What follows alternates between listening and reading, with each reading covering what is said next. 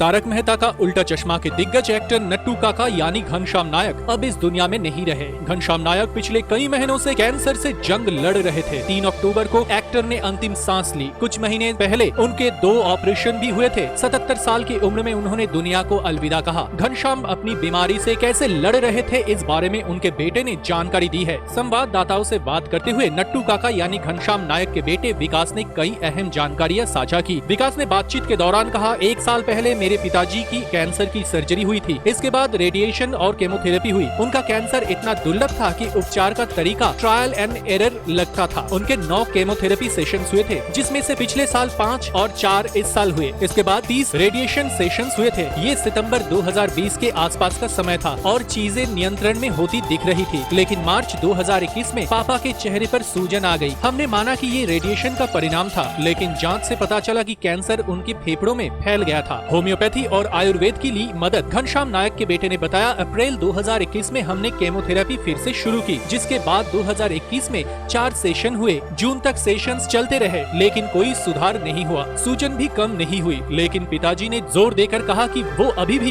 काम पर जाना चाहते हैं और इसलिए उन्होंने तारक मेहता का उल्टा चश्मा के लिए थोड़ी शूटिंग की और एक विज्ञापन भी किया। हमने इस बार फिर से एक टेस्ट कराया और महसूस किया कि कैंसर अब केवल फेफड़े में ही नहीं बल्कि शरीर के अन्य अंगों में भी था। हमने केमोथेरेपी बंद कर दी और होम्योपैथी और आयुर्वेद की मदद ली, लेकिन हालात बिगड़ती चली गई। बहुत मुश्किल था अंतिम वक्त। घनश्याम नायक के बेटे ने आगे कहा, पिछले कुछ दिनों से पिताजी को सांस लेने में दिक्कत हो रही थी और हमने घर पर ऑक्सीजन और नर्सों की व्यवस्था करने की कोशिश भी की, लेकिन मामला और गंभीर हो गया, जिसके बाद हम उन्हें अस्पताल ले गए। उन्हें आईसीयू में भर्ती होना पड़ा। हालात थोड़ा सुधरने उन्हें रूम में शिफ्ट किया गया। दोबारा उनकी हालत बिगड़ी और उन्हें फिर आईसीयू में वापस भेजा गया। उनके निधन से 15 दिन पहले उनकी शुगर बहुत बढ़ गई थी। वो किसी को पहचान भी नहीं रहे थे। शुगर लेवल जब कम हुआ तो वो दोबारा लोगों को पहचानना शुरू कर दिए। ऐसे ही ताज़ा तरीन खबरों के साथ अपडेट रहने के लिए हमारे इस चैनल को लाइक कीजिए, शेयर कीजिए और सब्सक्राइब कीजिए। सब्सक्राइब करने के बाद बेल बटन प्रेस करना मत भूलिए। तो मिलते हैं अगले न्यूज अपडेट के साथ। तब तक के लिए धन्यवाद।